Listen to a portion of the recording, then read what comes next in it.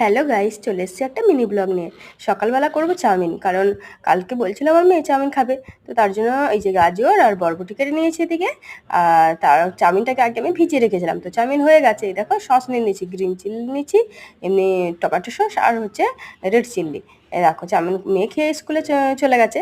তো এবার খাচ্ছি আমি আর আমার কর্তামশাই, দুজনে বসে বসে এবার খাচ্ছি তোমার হচ্ছে চাউমিন সকালবেলা। এখন বেলা বাজে তোমার কটা, 10:10-15 মতন হয়ে গেছে। বাজারে গেছিলো, বাজার থেকে আমুদো মাছ নিয়ে এসেছিলো। আমাদের দেশে কিন্তু এই মাছটাকে বলে রেংলুনি মাছ।